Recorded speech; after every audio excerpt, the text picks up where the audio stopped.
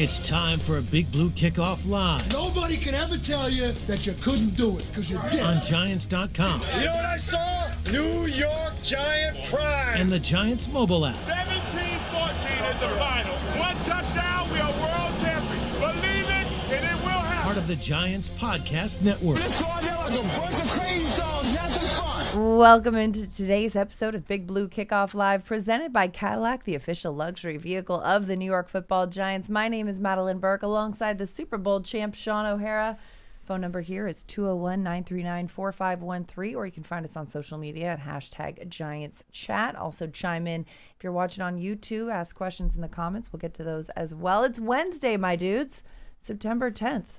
And just a reminder, the archive of this show and our entire podcast network is available on the Giants mobile app, podcast platforms everywhere, and giants.com/podcast. Shaun, it is week 2, the second week of the NFL season. The first one did not go as planned or as hoped for, as the Giants lost to the Commanders Sunday in Washington. You and I did the post-game show and reacted kind of immediately, but with a couple days to kind of reevaluate, watch the film again. What kind of stands out to you in that game?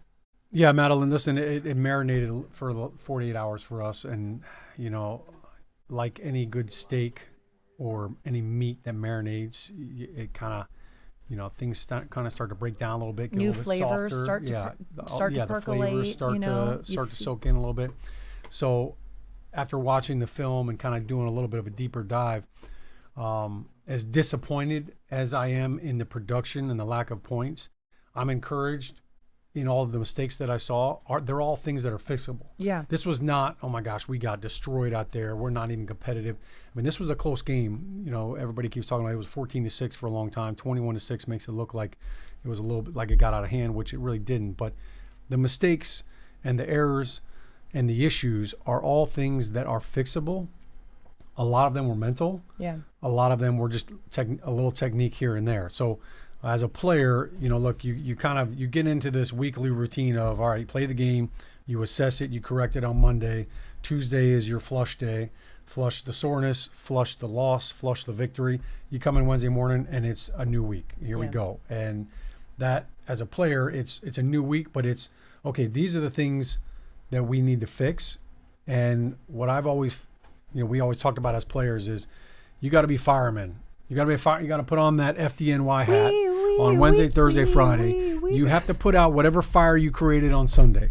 And there are some fires that the Giants created, both on offense and on defense, because that is on film. And so the Dallas Cowboys right now are looking at everything that you did wrong. All of those fires that you started, you've got to put them out on Wednesday, Thursday, Friday.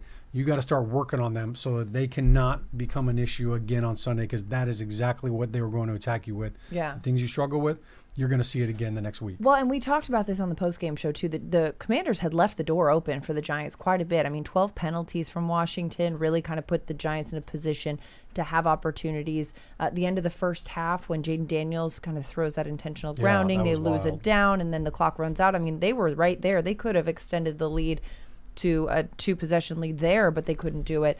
And, you know, going into the fourth quarter, 14-6 with 12 minutes left to play, it could have gone another direction. We saw on Monday Night Football in that Bears-Vikings game, you know, the Vikings were in a similar situation, and for them, it went a different direction. The Giants just didn't have things go their way and weren't able to turn it around. They also bailed them out when they went for it on fourth down. The penalty, the hands to the face, but that the other gave them part, a set of downs. Yeah, because they're going for it on fourth down. They don't convert the play. They get a fresh set of downs at the 1. Yeah. Still aren't able. But, Shaun, I don't know if you agree with this, but it looked like they were just getting a little too cute.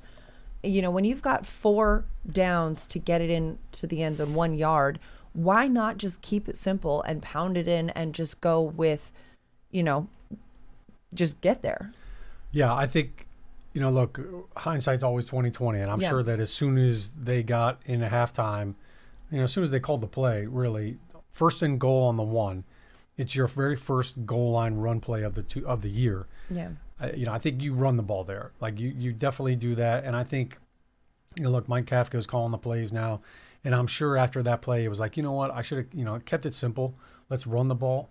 They're not just because it's the first play, the first goal line play of the season for your offense, but you have Marcus Bowe, who is a rookie, who is playing goal line tight end, right? Mm-hmm. Hey, congratulations, Marcus Bowe. The first part of your job is you report eligible. He handled all that. That's great. That's always the Did concern. it well, yeah. We've got a rookie in there at tight Handled end. the Is he going clerical to paperwork, remember yes. to report eligible? We remember the snafu from the Detroit Lions, Dallas Cowboys game from last year or 2 years ago where it cost him the win.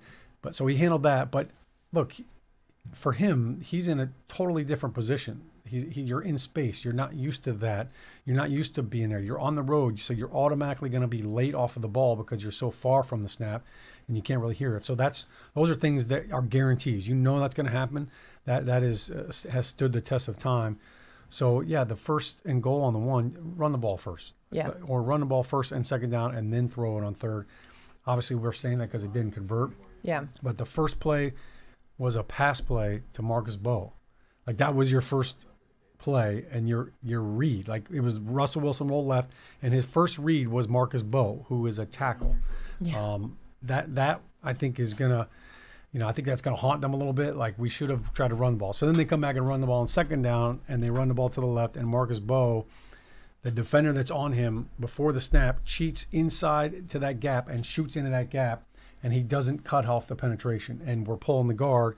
So now he destroys the pulling guard, and now there's a hot mess right in front of the running back on the 3-yard line. Well, and then he ends up chipping Cam Scatterboo for a 2-yard loss there. Well, Marcus Bowe misses inside. The defensive end spikes inside. He falls to the ground, and the guard, Greg Van Roten, hits his defender, and while he's on the ground, Scatterboo runs right into Bowe. So it was a collision. I mean, it was a mosh pit. Yeah. And those are things that come from lack of reps, lack of live reps, but those are all things that are fixable. Right. It wasn't that, look, Marcus Bowe can't block or we couldn't block the guys on those particular plays. It was literally just a little technique error, a mental error, and, maybe a little different kind of play call combination. But that right there, for them to not score and then have to kick a field goal there, that was the issue in the game. It was red zones and third downs. But then also on the other side, for the Washington Commanders defense, for them to hold them to a field goal after giving up the penalty on fourth down, right? That's a win. That was a win for them as well. So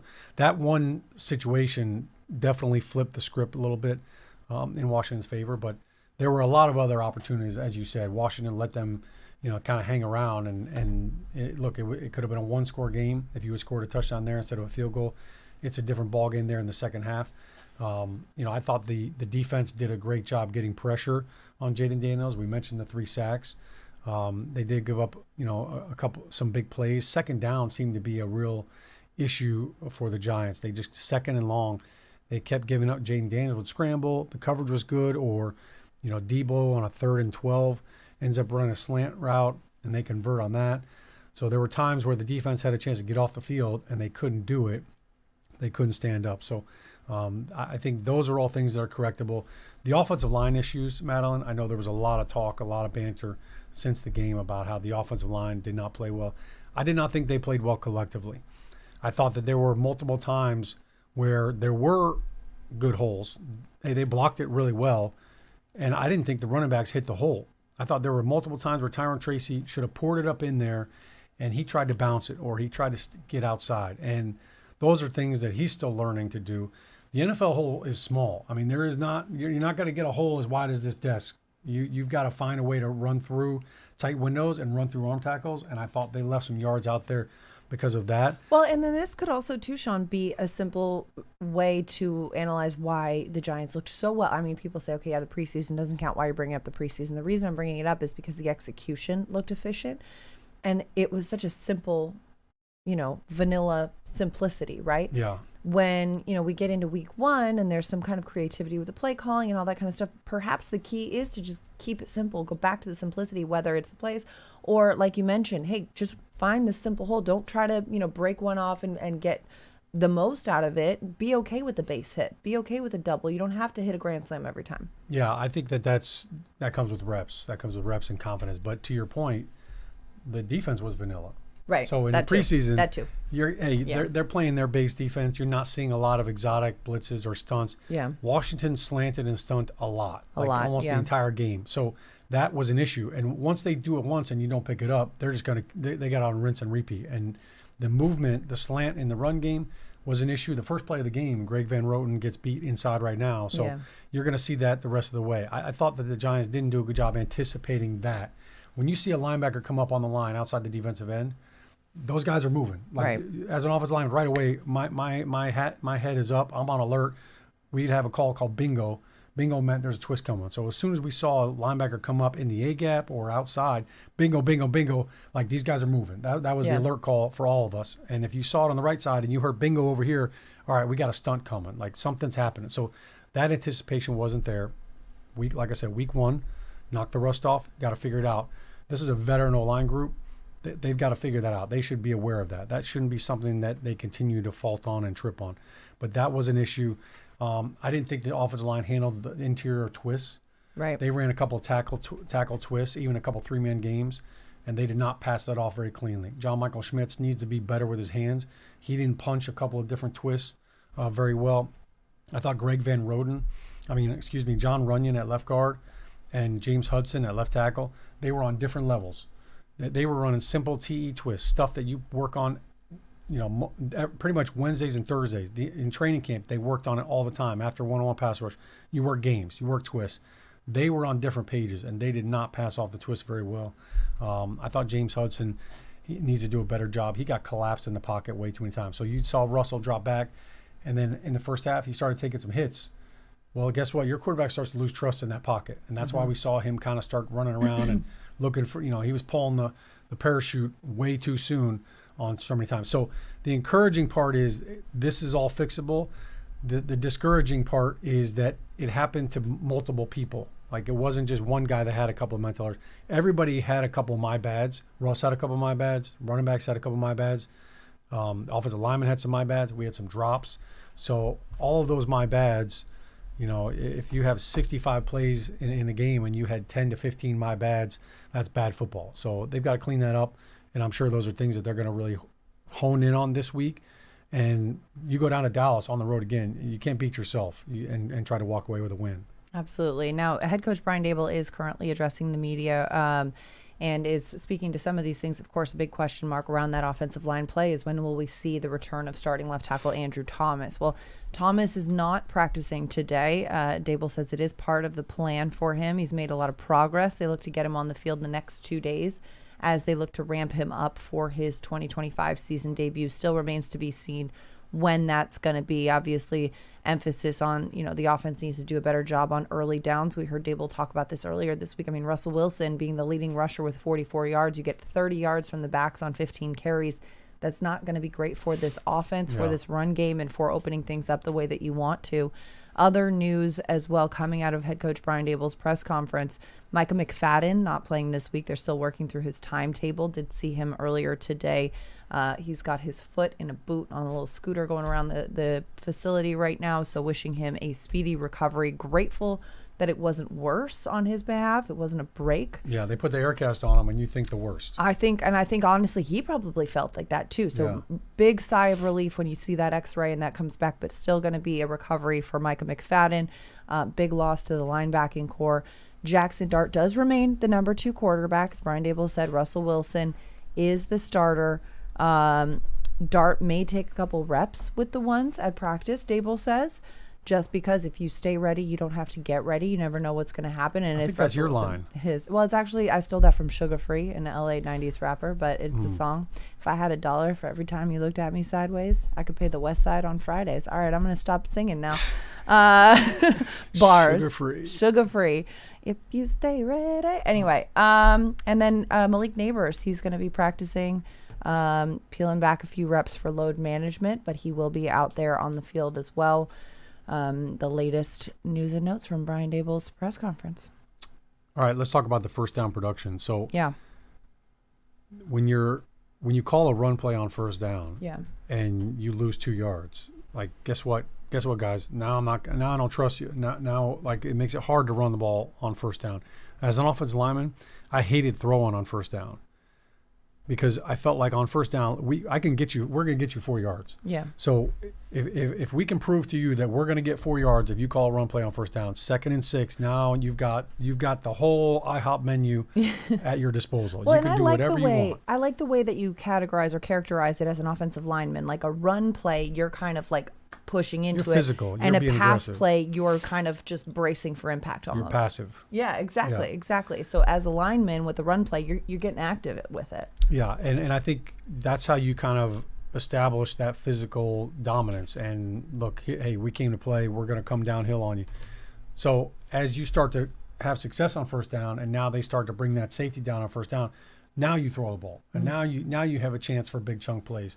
Look, I thought they threw the ball on first down quite frequently, and I think it was because they were not confident that they were going to get the 4 yards. So those are things that they've got to work the wrinkles out in, and they've got to do a better job at the point of attack. There was too much penetration, too many leaks. Even if you get 3 yards, 2nd and 7 is still you're still in play action area, and you could still run the ball on 2nd down as well. So that's something that you've got to give your offensive coordinator confidence. Mike Kafka stand on the sidelines, and if you're running off the field and he's like, dude, I called 3 run plays in that drive and we got 4 yards as a cumulative effort.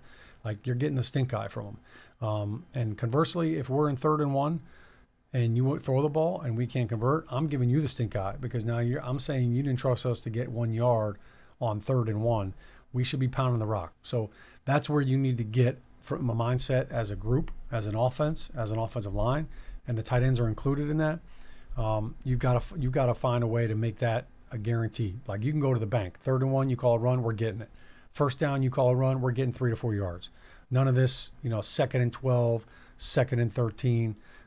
That's bad ball. You got to eliminate that if you want to get the confidence and if you want to get the play call. Yeah, and you got to establish the run, especially going into Dallas week 2. Of course, another division game on the schedule, 1 p.m. game, which we have not seen Giants Cowboys at 1 p.m. since when, Shaun? I can't remember ever playing a 1 o'clock game in Dallas in my career. Every time we played down there, it was either 4 o'clock, America's Game of the Week, or Sunday Night Football, Monday Night Football, Thursday Night Football. I think I remember playing down there one time, and it was I might have been playing in Cleveland at the time. Week 6, 2005 is the last time 2005, okay. Giants at Dallas was Sunday at 1 p.m. Sunday at 1 p.m. But okay. it has never been That's the opener. that's of almost Sunday 20 at 1. years. Or it has never been. Yeah, they have never. Wait, this Okay, isn't so the week opener, 6. So week that was the old stadium. Yeah. Yeah. So I think I remember that game. Greg Ellis was the defensive end. I think the nose guard was Leroy Glover, who was a stud. Man, he was a beast. So yeah, that's a long time. It's a long time. That's 20 years ago. Cowboys, though, fun fact, only had 2 home games last season at 1 p.m., and they lost both of them. Right, so we got 0 that and going 2 for at us. 1 p.m. at home for the Cowboys. Yeah. Got that going for us, which is nice. And then also the run game, though, bringing it back to the reason I brought this up. We talk about establishing the run. Cowboys allowed 158 rushing yards to the Eagles in week 1. Yes, the Eagles' run game is very different, but still that's 5th most in the NFL. But for perspective, last season, Dallas, allowed the 4th most rushing yards per game in the league. So it's a very different run defense you're going up against in week 2 in Dallas than you were in week 1 in Washington. Yeah, and Jalen Hurts obviously was a contributing factor in those That's true. those rushing yards. But yeah, it's basically the same situation. You're on the road. It's a 1 o'clock game. It's a divisional game. Mm-hmm. We talked about it on the post-game show. You got a chance to go 1-1 now in the division. You start out the season 0-2 in the division. You're in a hole, and you got to climb your way out of it. So that makes it tough. But look, this Dallas defense, even without Micah Parsons, look, this is going to be a physical game. You know that you're going to get stunts. You're going to get movement from the guys up front. You're going to get some of those same blitzes. Over the last 2 to 3 years, the one thing that the Giants struggled with when Micah Parsons was in there, they would run those twists. They would run Micah Parsons. They would line him up at linebacker or inside the A or B gap and run him on a twist with 2 other defensive linemen. And I don't think we picked it up in 3 straight games. So they're going to go back to that, and they're going to do the same thing. So you got to put that fire out. And I feel like whenever we were on the road, Madelyn, the first possession always kind of set the tone. That set the tempo. Even if you go down and get a field goal, like you've got to put together some sort of drive. You can't go 3 and out. You can't go 4 or 5 plays out and get off the field. It's got to be a productive drive, and productive can even be, hey, look, we get 8 or 9 plays and you pooch punt it and you pin them down inside the 5-yard line. But if you can find a way to manufacture points on that opening drive, I think that does a lot on the road with your confidence, and it tells your defense that look, they're going to get some help in that game. So you got to start fast. Got to start fast. You got to start strong. Giants fans, make sure you go and subscribe to the Giants Huddle podcast. It features long-form interviews with Giants players, coaches, and front office staff, past and present. Plus, you'll hear from the best analysts covering Big Blue and the NFL. Search for Giants Huddle and subscribe on your favorite podcast platform, or simply go to giants.com/podcast. And don't forget, if you are on Apple Podcasts, leave a 5-star positive review for all of our Giants podcasts. Like, comment, subscribe. Let us know the deal. You know how it is. 201-939-4513 is the phone number. We've got quite a few callers calling in today, so let's get to the phone lines, starting with Kevin in Arizona. Kevin, welcome to Big Blue Kickoff Live. You're on with Shaun and Madelyn. Hi guys. How you doing? Good. How are you? First of all, good. First thing I'd like to say is I agree with everything that was just said in the first 5 minutes of the show. Absolutely agree. By the way, I coached 18 years in Arizona here in football. Nice. High school football, and so I kind of look at things from a coach's point of view. And my view of the offense, and I know the offensive line has been taking a beating this week after that game, but to be honest, technically, there was a lot of good things I saw. For instance, John Michael Smith, they keep throwing him under the bus, but this guy might be a little light in the pants, for a center, but technically, he moves very well. And what I was kind of hoping to see is maybe more stretch plays or movement, flooding one side or the other, maybe running some plays more to the outside instead of just double teams, straight ahead power type stuff against that defensive front of Washington. These guys are studs, and it's very hard to move them. They're literally unmovable. So what you have got to do is use finesse linemen, and I kind of look at this. I look at the left tackle and the center. I see more of a finesse game here, kind of like the old Denver Broncos had, where they had the very mobile offensive linemen. Why not flood the zones on both sides with outside zone runs and get people moving and get these guys, get them moving where they can get angles and angle block. I know when I started coaching football, we had a lot of skinny kids. We had like 170-pound offensive linemen. So we had to run wing T because of the trap and all that stuff, and we wanted to get angles, because we couldn't blow guys off the ball. We wanted to get angles and get people moving. We ran the buck sweep and all that stuff to get outside. And so I think some adjustments here. And also, when you have all guys moving in unison, those stunts go away because you're filling gaps. And you move that entire offensive line one way or the other to the outside. If they can run all the stunts they want on defense, you're going to fill every single gap. And those linemen know, when they're moving to the right or left, they know they're picking up the next guy. And we're walling off that outside. We're controlling that edge.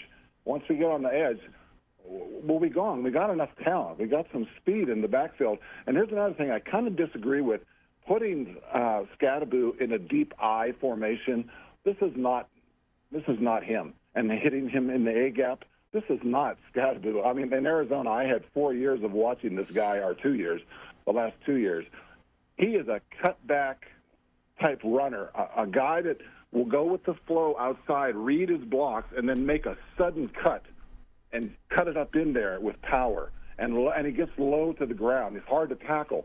If you put him back that far in the backfield in I formation and just pound it in the A gap against that defensive front, come on. That's too easy. The defense, these guys weren't being moved anyway. But again, the point I'm trying to make is a little more finesse. We got guys, I think, that can do a good job. These guys are all veterans. They know what they're doing. Get them moving in unison and stop those stunts on defense and try to get on the edge and then run a bootleg off of that with the quarterback. Get Russell out of that pocket. My God, he's only, 5'10"? This is the same problem we have in Arizona with our quarterback at the Cardinals. In the pocket, he panics because he can't see. So now they're starting to roll him out, and they're starting to roll him out left or right.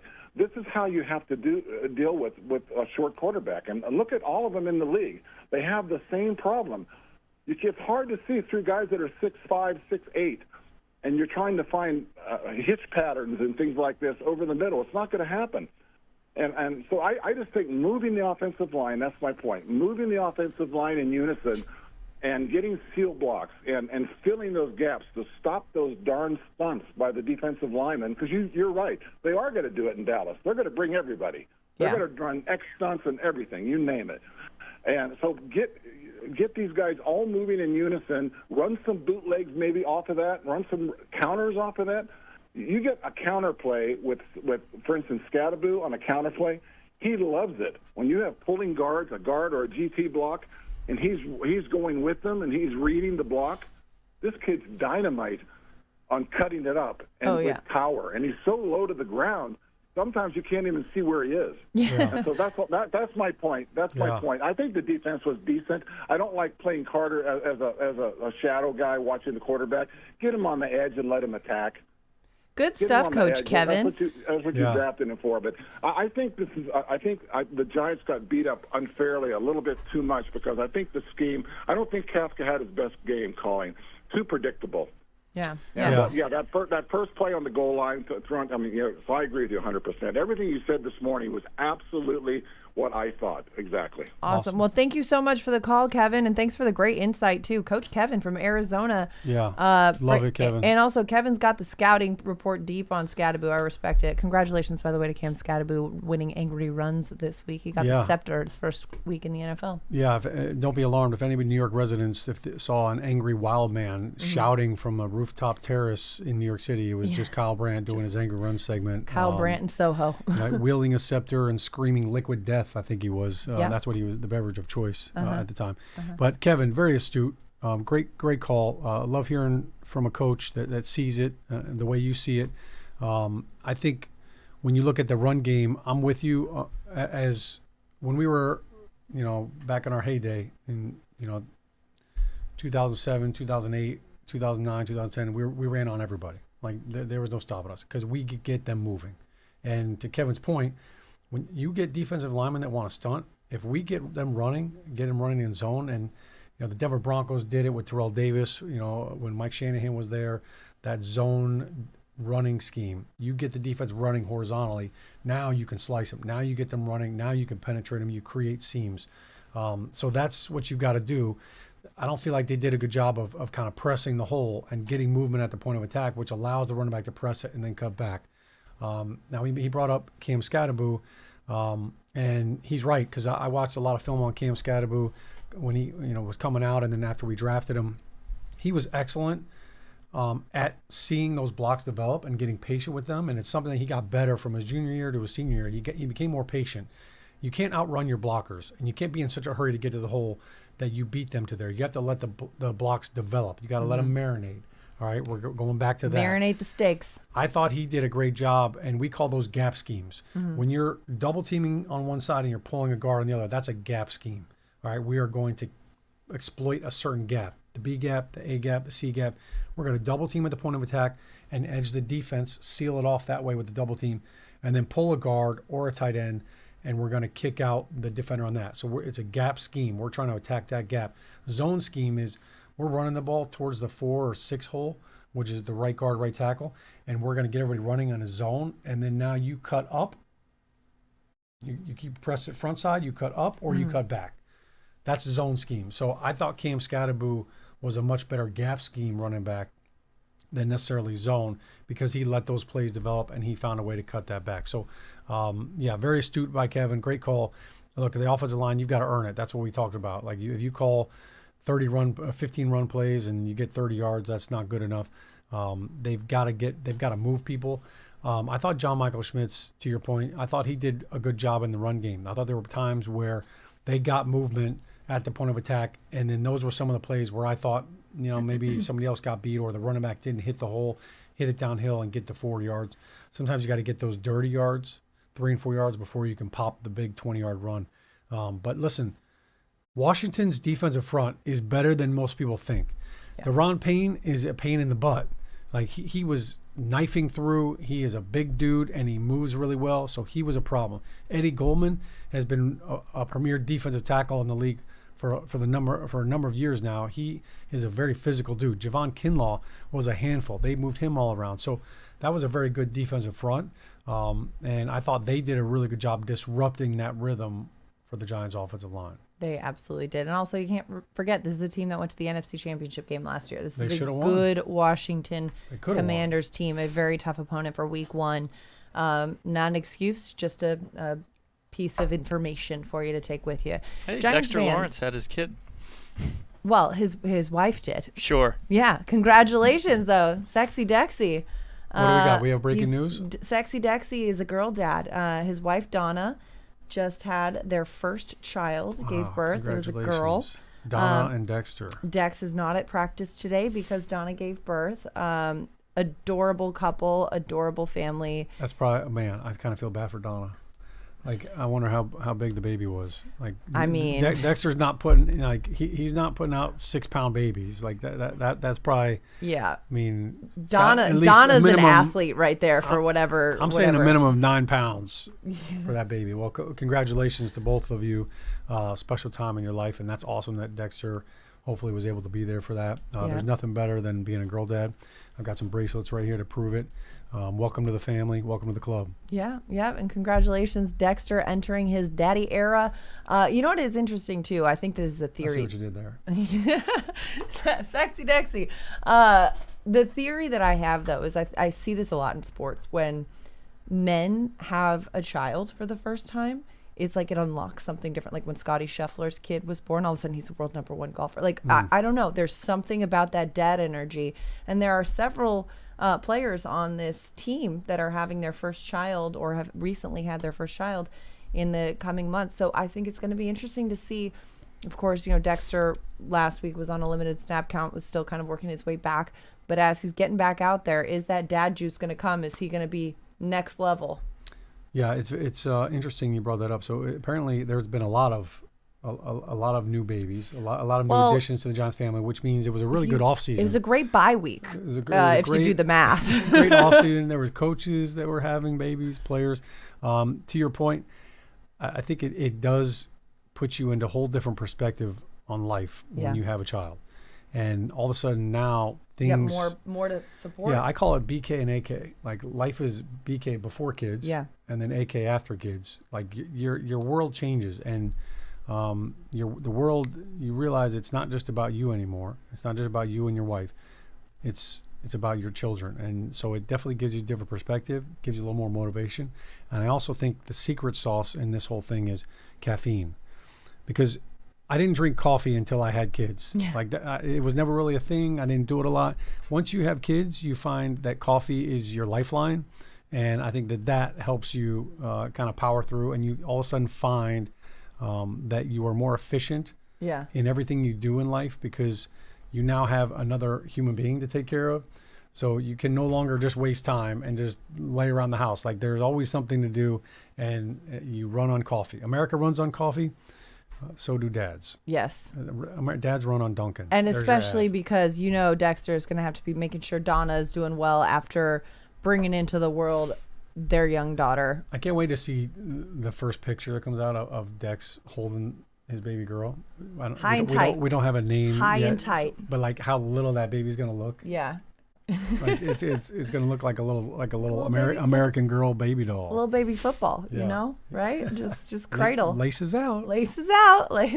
Congratulations, Dexter and Donna, on the birth of baby girl. Giants fans, run or walk with Giants legends. The Giants Foundation will host a 5K race and kids run presented by Quest on Sunday, October 26th at 9 a.m. at MetLife Stadium. Net proceeds will benefit the Giants Foundation. All participants will receive a commemorative T-shirt, and after the race, stay for a post-race festival with appearances by Giants legends, a live DJ. Register now at giants.com/5K. The Giants Foundation is a 501c3 nonprofit corporation. Shaun, I know you're going to be out there. I'm not just going to be there, Madelyn. I'm running. Yogging, I believe it's pronounced. The J yogging. Is soft. It's this new sport where apparently you just run. For an extended period of time, Yeah, to quote my friend from Eastbound and Down, I'm not into that whole exercising thing, but I will be there running, and Listen, it's a fun day. I ran in it last year. Last year it poured rain. We still did it. We got through it. Brandon London was there. Yeah. I thought he was running with us, and he tapped out. He just stuck to the microphone, which was probably a smart move. But it's such a fun day, and it's a run and walk. Like, don't feel like you have to come out there and run the entire time. There were, people with kids. The kids were running and walking, having a good time. Push the stroller. Donna, feel free to join us. Donna Lawrence and and baby. Dexter. I'm not going to ask Dexter to run it. He's got things game to day. do. Yeah. It's game day. But it is a great day. It's a fun day. They've kind of set up a track for you, kind of around the parking lot. There's a band there. There's music, and there will be plenty of food, plenty of coffee, I'm sure. But yeah, come on out. Let's do it. Let's run together. 3.1 miles, a 5K. You want to do it. Giants.com/5K. Come out. Lots of Giants legends will be there, and it's a nice little way to start the day. 201-939-4513 is the phone number as we head back to the phone lines. David in North Carolina. David, how often do people say that to you? You're on Big Blue Kickoff Live with Shaun O'Hara and Madelyn Burke. Hey there. Hope you all doing well. Shaun, listen to the opening segment, and obviously much respect for the breakdown and what you're seeing and the optimism. And I wish I could share in that optimism. I hear you. I hear you, David.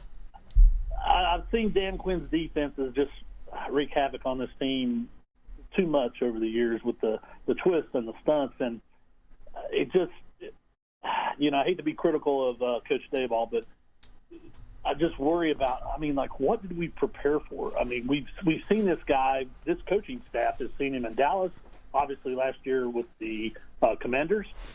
And, to your point, they obviously added, and not to take away from a solid defensive line, but it just seemed like, we just got the brakes beat off of us up front, and it's just disturbing that we aren't more prepared. Dan Quinn is obviously a very well-known coach, defensive coordinator, but it's not like his defenses are unpenetrable. It's mainly a cover three scheme where the players in the scheme are just really sound, turnover savvy, type scheme.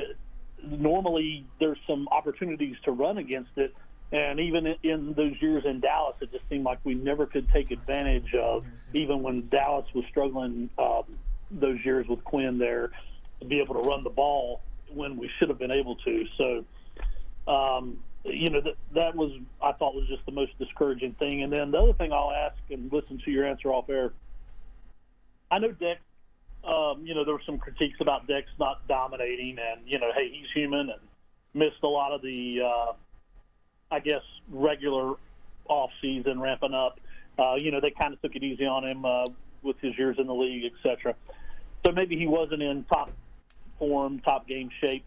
But another thing I struggle with is, as dominant as he is taking up 2 blocks, how is our run defense so bad? Are we asking Dex to penetrate too much? Should we be asking Dexter to anchor down and hold those 2 blocks? So I feel like with him constantly taking up double teams, that should open up opportunities for the linebackers to flow through, be a better run defense. I'd like to hear your thoughts on that, and I appreciate your guys' time. Thanks so much for the call, David. Yeah, David, good stuff. Let's just start with where you ended right there with Dexter Lawrence. Absolutely. If 2 guys are blocking Dexter, somebody should be free. And I think one of the things that I've always said about week 1, and sometimes even week 2, I call it sloppy September. It's sloppy. Defenses don't look great. There's a lot of missed tackles. This is the first time that defenses are playing an entire game. So we saw a lot of different times where the run fits were not there. So, yeah, 100%. If Dexter Lawrence is taking on 2 blockers, and he's doing a great job of handling his business, plugging the gap, other guys have to fill their gaps. So now if you're pushing that running back out to another space, somebody else has got to fill. So I thought Bobby Okereke, he missed a couple of run fits. I thought he missed some tackles, which is uncharacteristic of him. Look, when we signed him, he was one of the best free agent signings in that first year. He played every single snap for us, led the team in tackles, obviously got banged up last year and missed some games. But he's been a tackling machine ever since he got here. Look, no excuses. You gotta perform. I chalk a lot of those things up, and those missing run fits, missed tackles, defenses kind of learning to play together for the first time. Some of them, some of that was very sloppy. And then to your first point, look, Dan Quinn's a hell of a coach. I mean, look, he coached the Seattle Seahawks defense back when they had the Legion of Boom. That's why he got hired by Atlanta, because of the success he had up in Seattle, and that defense was a juggernaut.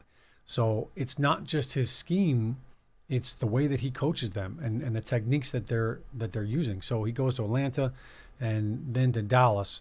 So for him to prepare for the Giants offense, he's seen the Giants every year that he was down in Dallas. Last year, obviously, he wasn't there. Mike Zimmer took over for him when he got the job in Washington, but he knows how to play how to play against the Giants. He knows the offense. He's done a good job of that. And you go back to 2-3 years ago when he was the D coordinator down in Dallas, that's the exact same thing we struggle with, was the slants and the stunts that I talked about. And he had Micah Parsons in there. And, you gave Dan Quinn Micah Parsons, and he was already had a good defense. I mean, that was just the cherry on top. So I think that defense, listen, it will expose you for what your weaknesses are and the things you struggle against. And I think look, it's good that you found out in week one. All right, here are the things we got to work on. And like I said, Wednesday, Thursday, Friday, that's what you're honing in on. Those are the fires. You're putting on the hard hat. You're breaking out the fire hose, and you got to put it out. Yeah. And that's something that I'm sure Matt Eberflus, who is the defensive coordinator for the Dallas Cowboys, he was the head coach for the Chicago Bears until he was relieved of that duty. Schottenheimer picked him up, and he's running the Dallas Cowboys defense. So Matt Eberflus is no doubt going to be looking at what Dan Quinn did and say, hey, look, I'm gonna try to copycat some of that. It's a carbon copy league, so I'm sure they're going to see that again. Yeah, absolutely. And like you said too, I mean, it's a coachable moment. You take a loss, and the L for loss is an L for learning, as we said the other day. That's what I tell all my kids. Yeah. I coach 5th and 6th grade football. Yeah. And I tell them, the L doesn't stand for loss; it stands for learn. Yeah. So we don't need a degree in losing. Yeah, don't need a degree. We don't need a master's degree. Maybe just drop in for a couple classes. Yeah, we'll settle for some online training. But it is, obviously sometimes it's easier to kind of pick things up after a win energy. But when you lose and you lose in that way, you're kind of zeroed in. Okay, here's the things that we could do better. And the big test of what is the identity of this team, was the heart of this team, was the backbone of this team, is how they bounce back from what they did in week one. Giants fans, with another impactful draft and free agency class in the books, that means it's full steam ahead to the 2025 NFL season. Take your fandom to the next level with the Giants season ticket membership and catch all the action at MetLife Stadium with an exciting home schedule on the horizon.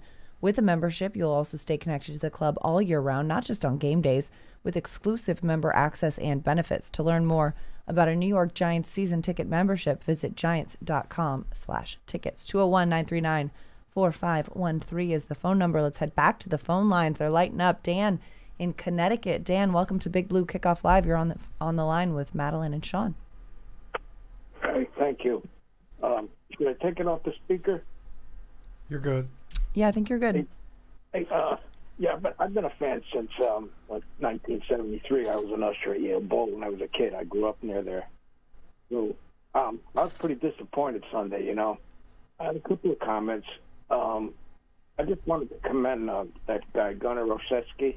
He got hit so hard on a punt. I don't know too many guys in the league that were going to hold on to that ball, and he did. Well, you got a name like Gunnar, you got to be tough, and he is. But yeah, that we could hear that hit all the way up here. I'd give him some shots on a couple of plays, but also I thought Bellinger had better hands than the other tight end. I think they should give him some more shots too. I think Theo will be all right. I think he's going to bounce back. That that was, I think, first game jitters. I don't know. That was uncharacteristic. Theo, I mean, we watched him all training camp. That guy was lights out. Like, we were so impressed with how much he had progressed even from his rookie season last year. So I'm sure he's fired up and he can't wait to make amends. Yeah. Yeah.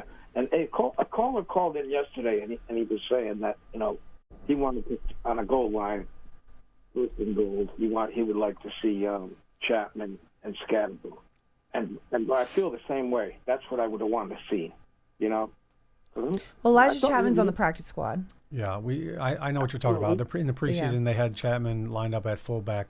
I would love to see Cam Scadaboo at fullback, Tyrone Tracy at running back, and you know what? You pound the rock as Cam Scadaboo as the fullback a couple of times, and then now you line up again, and now they think the same run play is coming out, and now you leak Cam Scadaboo out into the flat, and you throw on the rock because everybody think he's the hammer, and then now you leak him out. So. I think that could be a good wrinkle as well, but I'm sure they're going to have some other plays to get Cam involved, and I'm sure they're going to go back to the drawing board a little bit and try to figure out some goal line plays and execute that a little bit better. Yeah, I hope so, because it looked like, the same old stuff. Like as soon as the quarterback getting the ball and they're on him, we got no chance. Yeah, no doubt about it. You got to block. That's goal line is always so. Just so you guys know how the game plan is implemented. Friday is goal line day, so it's goal line short yardage. It's 2-minute situation on offense. That's when you install your goal line packages. And to be honest with you, we go into a game. Sometimes we'd only have 3 goal line plays. So when you get on the goal line, which is really the 1 or 2 yard line, that's when you go on your goal line package. Some teams will stay in their regular personnel depending on who they have available and who's healthy. But your goal line package is really 3, maybe 4 plays tops. It's probably if it's 3 plays, it's 2 runs and 1 pass. If it's 4 plays, maybe it's 2 and 2, but it's usually 3 and 1, and it's usually run heavy. Team, if you want to make the playoffs, you have to be able to punch the ball in from the 1. Like the Philadelphia Eagles have mastered the quarterback sneak. I hate calling it the other thing that everybody calls it, but the it's a quarterback shove. sneak. Brotherly shove. There's push. something else. Yeah, that one. It's a quarterback sneak, but they're basically saying you can't stop us. And when they get on the 1 yard line, it's a lock. Like strike up the band, they're punching it in. You've got to get to that point where we're on the 1 yard line. You call 2 runs, we're getting it in. Yeah. Thanks so much for the call, Dan. Appreciate you taking the time. And that's the important part too, is just having that goal line efficiency too. When you get all the way down there, you want to be able to. You have to capitalize. You got to punch it in. No excuses. Got to punch it in. The Giants official connected TV streaming app Giants TV brings original video content and game highlights on demand and direct to Big Blue fans. Giants TV is free on Apple TV, Roku, and Amazon Fire TV, and on the Giants mobile app. We've got some YouTube comments coming through as well.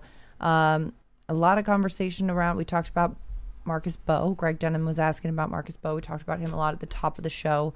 Can we try Bowe out in there somewhere? I think he's probably alluding to remixing the offensive line. Yeah, it's week 1. Yeah. I get it. Everybody's frustrated, discouraged. You don't make wholesale changes after 1 game. I think James Hudson, and to the question about put Bowe in there, they're probably saying, hey, maybe we should give Bowe some reps at left tackle. I'm all for that. And you know what? He's a young guy. Yeah. He has been a right tackle. See what he's got. He did play left tackle a couple of times because James Hudson, I think in the joint practice against the Jets, he ended up not going. Jermaine Illuminor had a baby one day, so he ended up filling in with the ones at right tackle, did a good job. But, left tackle's a little bit different than right. But, I wouldn't be shocked to see them saying, look, if Andrew Thomas is not ready to go, which it doesn't sound like he's going to play again this week, they're worried about the long haul here with Andrew Thomas, which is smart. Again, he's coming back from a list, Frank. He's not practicing today, Wednesday. They'll get him out there on Thursday and Friday, but remains to be seen. Yeah, they're not going to rush that. And I had that injury. It's a tough one. It takes a long time. It's kind of like an ACL. Like it's like a year and a half before you really kind of feel like you're yourself again. But to sprinkle Marcus Bowe in there and let him get a couple series here and there, I think it would be a smart thing to do. Yeah. Because he's the first man in at tackle right now, and that's why you saw him dressed, and that's why you saw him as the goal line tight end. Absolutely. Joe Scalzo on YouTube saying Washington saw a lot of success over the middle. Do you think that was a consequence of losing McFadden? Well, I will acknowledge that the first play after Micah McFadden gets carted off the field, Darius, right at him. Muasau gets in there, and they target right at him, and they get a touchdown to Zach Ertz.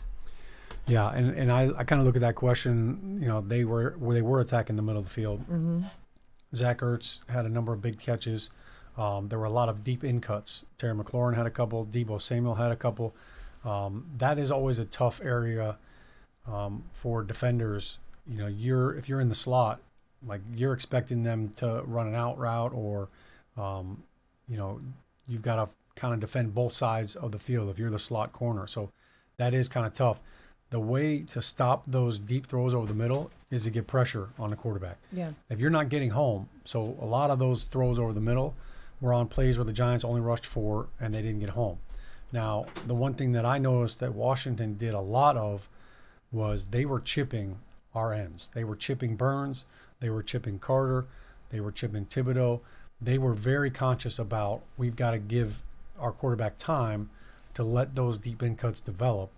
And it was smart by them chipping. It helped. It kind of helped slow down that pass rush and give that time to happen. So if you're going to do that, you've got to find a way, run some twists, find a way to get some pressure up the middle so they can't sit back there and pick you apart down the middle of the field. Absolutely. 201-939-4513. The phone lines are lighting up. We got time for a couple more. Alex in New York. Alex, welcome to Big Blue Kickoff Live. You're on the show with Madelyn and Shaun. Oh, wow. Thank you. I appreciate it.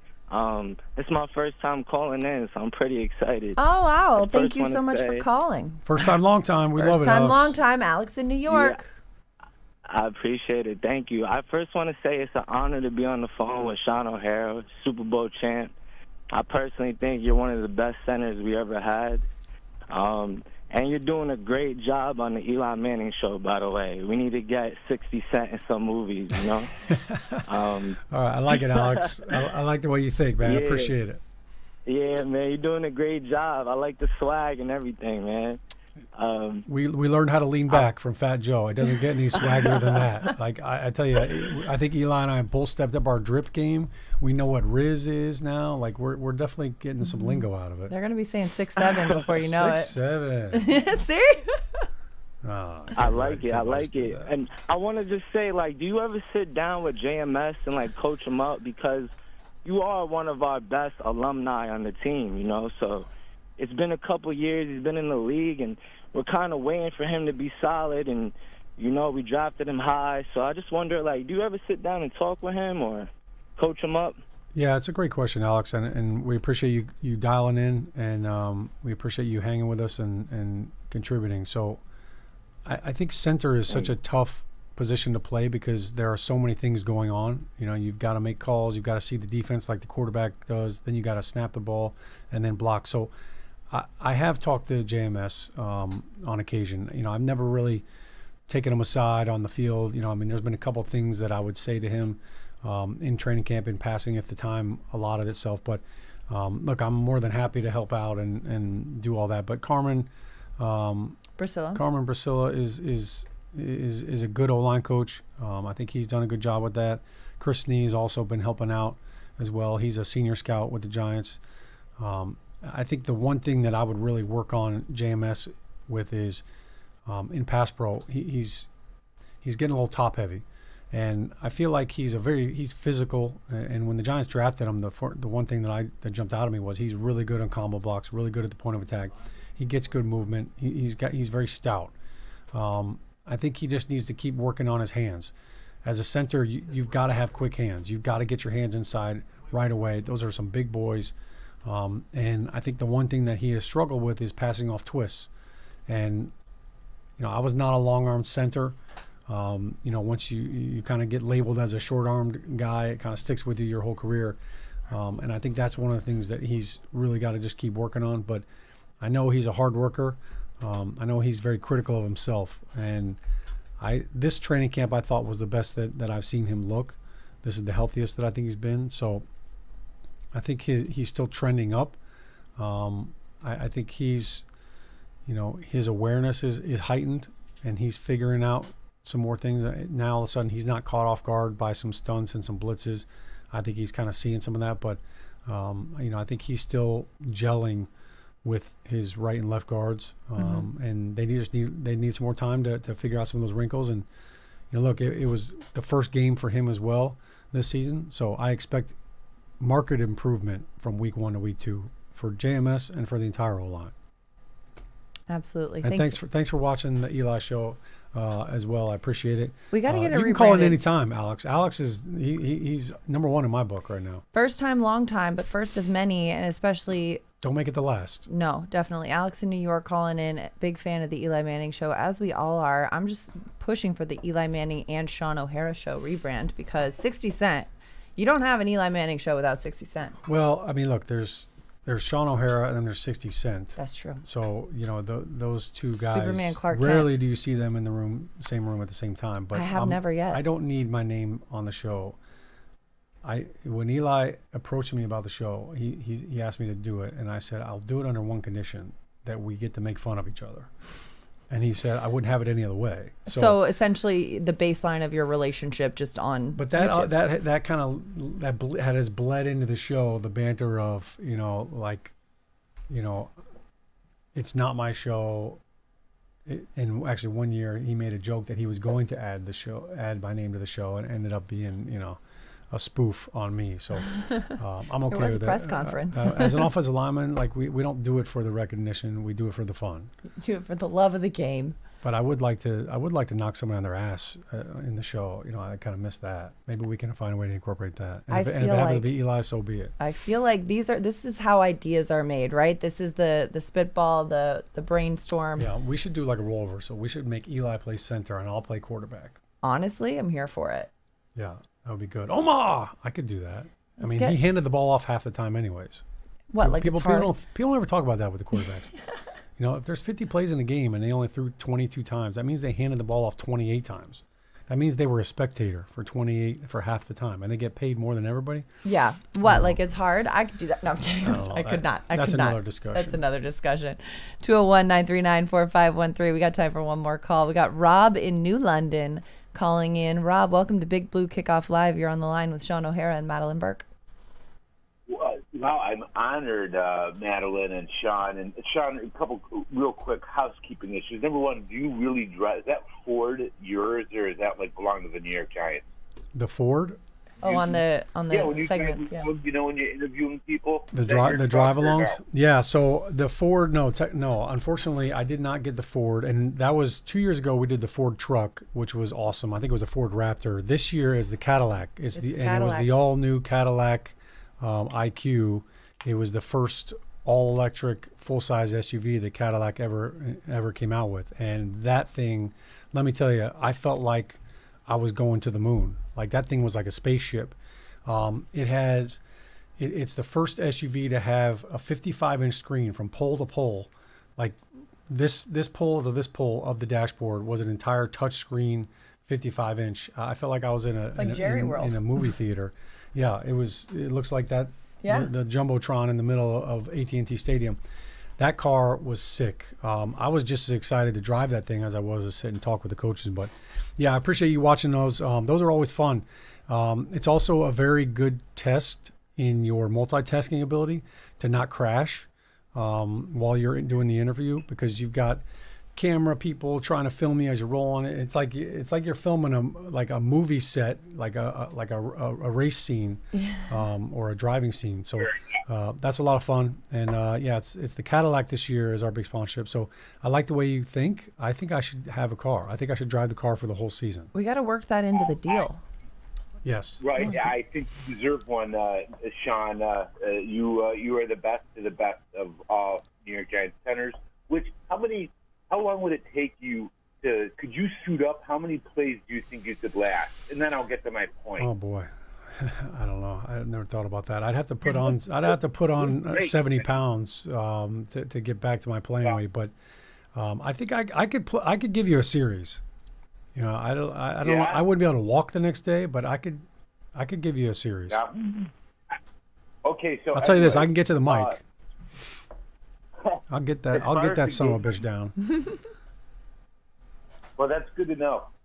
So as far as the game on Sunday, now I'm not a participation award guy, but look, if you're going to have the worst game of the season, get it out of the way. Because frankly, I don't think, and this is why I think you know what, I hate to say it and I hate to jinx it, I think we're going to beat Dallas on Sunday.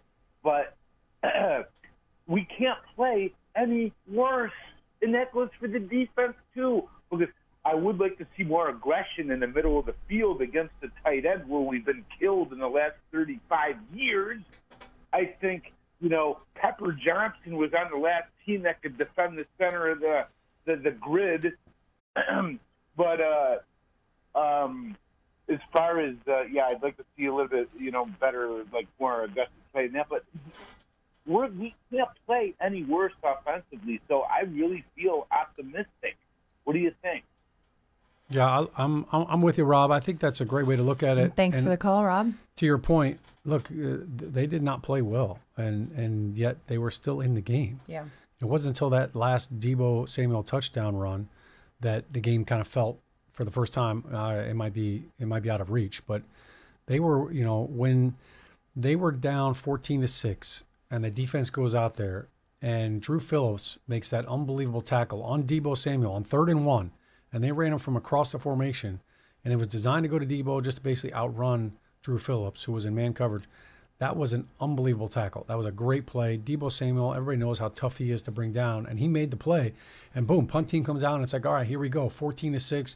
If they go down and score and get a 2-point conversion, it's a tie game. We got a ball game here. So that, to your point, they didn't play well at all, and yet they were still within one score there at the end, and then obviously after the Deebo touchdown, it kind of got away, and then now you're in a pass happy offense trying to get back into the game. But the fact that they didn't play very well offensively, and they still had a chance they were still in it, still had a chance to win it there.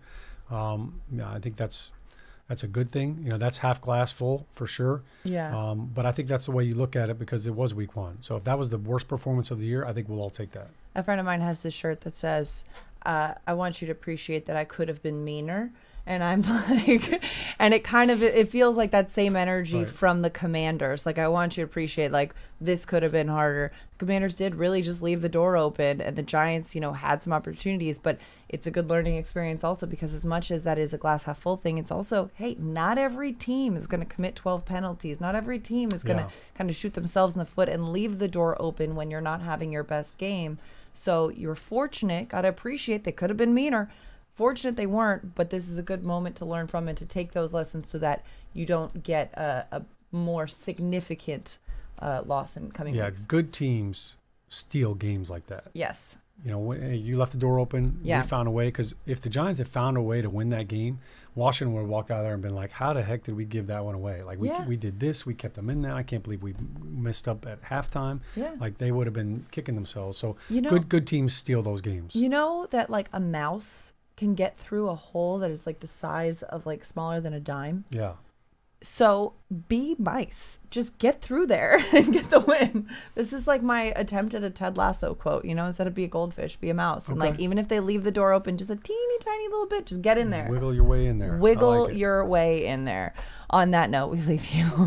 First of all, I want to remind you all, don't be a rat. Mice, like a little, we got some exciting news for you as well. Join us at the Ultimate Women's Tailgate presented by Joe Malone on Sunday, September 28th. It's 10 a.m. to 12:30 in Lot G ahead of the Giants' Week 4 home game against the Los Angeles Chargers.